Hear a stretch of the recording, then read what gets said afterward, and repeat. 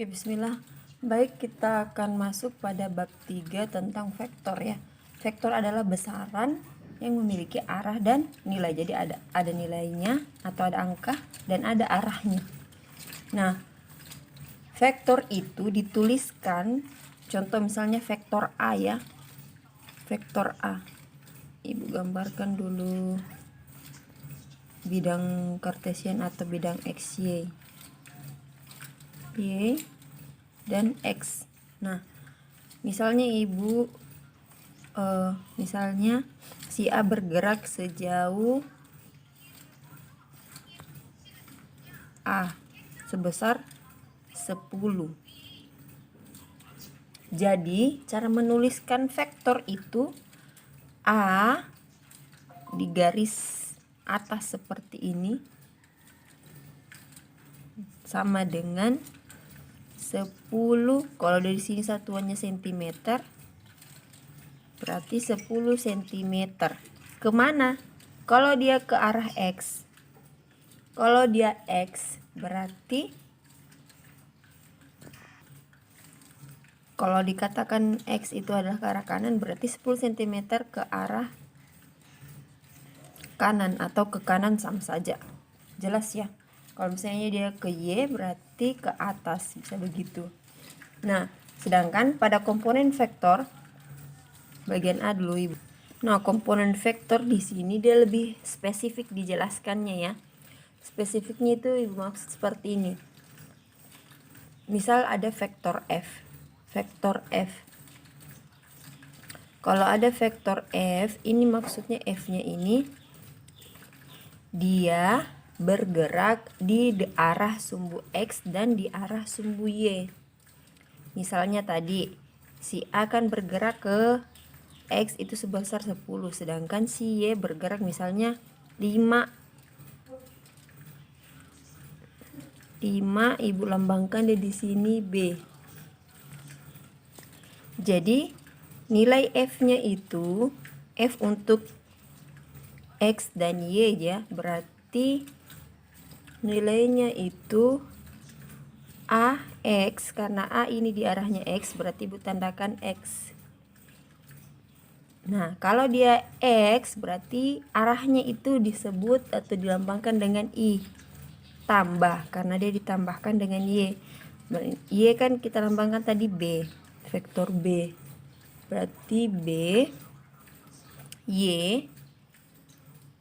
Y ini arahnya ya, kalau I ini arahnya X, kalau Y arahnya itu J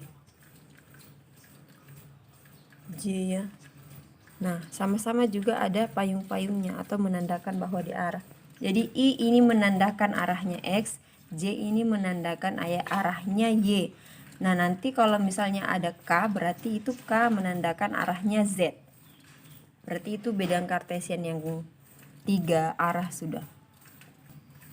Nah, karena ini baru huruf. Jadi kalau misalnya Ibu masukkan angka tadi, karena kita sudah tuliskan angka, berarti A itu 10I ditambah Y tadi 5J. Nah, berarti ini adalah komponen vektornya. Komponen vektor soal ini. Nah, kalau misalnya dia membentuk sudut, maka F-nya ini tetap ya. Kalau A itu cos alfa I tambah B sin alfa J.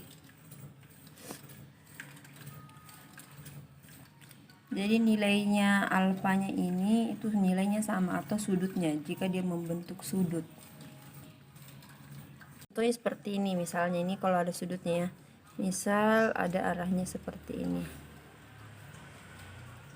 Ini F1. Nah, jadi nanti untuk vektornya harus kita tuliskan ini, itu Ibu tuliskan F ya, karena sudah berubah jadi F dia. tadi ini F. Jadi kalau untuk F berarti ini F1 cos alfa. Misalnya di sini cosnya adalah 30 derajat, berarti cos 30. Berarti kita tuliskan itu F1 nilainya, kalau ada nilainya berarti misalnya di sini 9, berarti 9 cos 30 I tambah 9 sin 30 J. Jelas ya? Ini untuk masing-masing. Jadi ada X dan ada Y-nya. Kenapa? Karena dia mengarah ke X juga, tapi dia mengarah ke Y juga. Ada ke atas sama ke bawah. Jadi dia agak bimbang. Kalau dia bimbang seperti ini, berarti harus ada dua. Ada di sumbu X dan ada di sumbu Y. Jadi penulisannya seperti ini. Beda tadi dengan ini ya. Di sini A-nya cuma mengarah ke X, berarti cuma miliknya si X, jelas dia. Tidak ada kos-kosnya, tidak ada sudutnya. Kalau B ini tadi dia ke arah atas saja, berarti dia cuma miliknya si Y. Makanya langsung tuliskan seperti ini, tidak pakai sudut. Ingat dia kalau galau seperti ini, kita pakaikan sudut, sin dan cos. Cos untuk X, sin untuk Y. Jelas. Yang B akan kita pelajari tentang metode segitiga. Jadi metode segitiga ini untuk menjumlahkan dua atau lebih vektor. Jadi tadi ini vektor ya, dikatakan vektor. Vektor A, vektor B. Vektor A ini arahnya ke atas dan vektor B ke arah kanannya. Jadi metode segitiga itu buat dia bentuknya seperti segitiga. Jadi caranya menggabungkan antara vektor A dan vektor B itu seperti ini. Jadi harus dia bentuknya segitiga. Kan karena kita menggunakan metode segitiga ya. Ibu ambil seperti ini. Ini vektor B. Terus vektor A kan ke arah ke atas. Jadi harus ini kepala nanti ketemu sama pangkalnya ya. Jadi arahnya ke atas, kita ikuti. Nah, A. Tidak boleh kepala ketemu kepala atau ekor ketemu ekor ya. Harus dari kepala baru ketemu lagi pangkalnya atau ekornya. Nah, jadi vektor resultannya karena dia ditambahkan, vektor resultannya itu ini garisnya. Nah, vektor resultan. Berarti vektor resultannya itu kita lambangkan dengan R. R-nya itu sama dengan A tambah B atau B tambah A, sama saja. Nah, inilah bentuk metode segitiga untuk menyelesaikan penjumlahan vektor. Nah, yang ketiga ini metode jajar genjang ya, Ibu tulis. Metode jajar genjang. Kalau metode jajar genjang, misalnya tadi ada sudah soal seperti ini. Karena dia bentuk metode jajar genjang, berarti kita harus buat dia bentuknya seperti jajar genjang. Nah, jajar genjang ini dia ekor ketemu ekor. Nah, seperti ini kan. Ini ekornya. Ini si A, vektor A, ini vektor B. Resultannya kita ambil di tengah-tengah. Nah, jadi bentuknya harus seperti jajar genjang. Nah, berarti ini resultannya ya. Sama juga berarti resultannya vektor A ditambah vektor B. Jelas ya seperti ini. Nah, kemudian untuk menghitung besar resultannya itu menggunakan rumus R sama dengan akar F, karena di sini AB ya. F1 pangkat 2 tambah F2 pangkat 2 tambah 2 kali F1 kali F2 cos alfa. Jadi cos alfanya itu ini ya, pertemuan antara vektor A dan vektor B. Ini cuma lambang ya, jadi bisa kamu ganti, misalnya kalau kamu mau suka pakai A, B, bisa ganti F1 nya ganti dengan A. Supaya lebih jelas ini Ibu berikan contoh, misalnya dua buah vektor gaya F1 dan F2 masing-masing 15 Newton dan 9 Newton bertitik tangkap sama dan saling mengapit sudut. Tentukan A besar vektor gaya tersebut, gaya resultan tersebut, kemudian yang B arah resultan terhadap F1. Nah, pertama kan di sini ini dia F ya. F1. Oh, di sini dia F2. F2 ini ke atas ya, ini gambarnya. Dan ini F1-nya. F1. Nah, ini arah resultannya. Berarti kamu tinggal masukkan aja di rumusnya. F1-nya berapa? F1-nya 15 ya, tuh.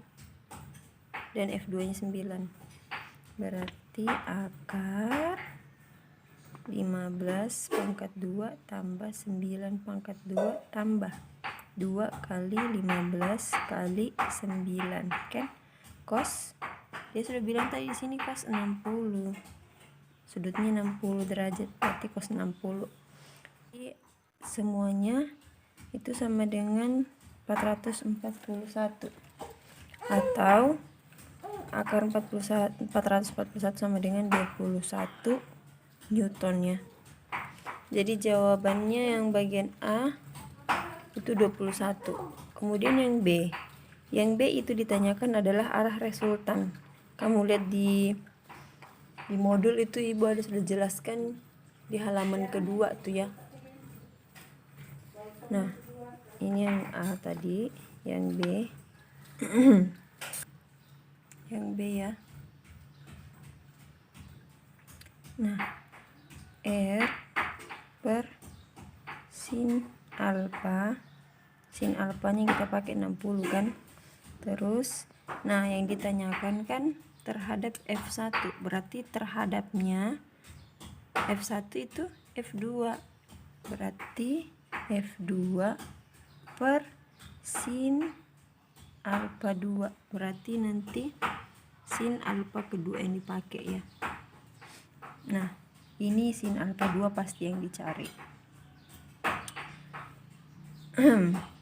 R sudah kita dapat nilainya 21, sin alfa kita dapat sudah nilainya. Di dalam soal itu nilainya 60.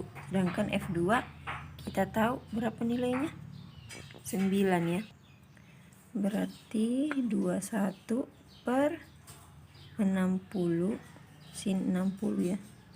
Sin 60 sama dengan F2 nya 9 per sin alfa 2 kali silang. Kali silang 9 kali sin 6 ya. 9 kali sin 60 derajat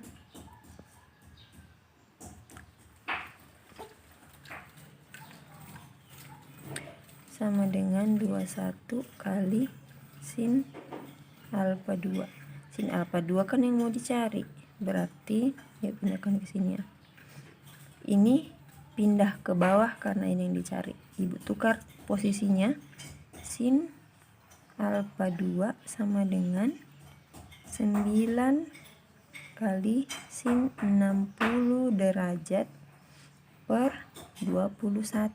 Ini 21-nya pindah ke bawah sini saja. Terus Ibu tukar posisinya. Ini sin pindah ke depan sini. Ini pindah ke bagian belakang. Jelas ya? Nih, jadi hasilnya. Nah, ini kamu hitung-hitung nih. Alfa 2 sin 60 itu 0,866. Nah, hasilnya kamu hitung ini 0,371 derajat. Nah, untuk memperoleh nilai alfanya, kan kita mau cari nilai alfanya. Mencari nilai alfanya berarti alfa 2 arcus 0,371. Itu nilai alfanya, alfa 2 sama dengan dibulatkan menjadi 21,47. Jika ada pertanyaan silahkan bertanya.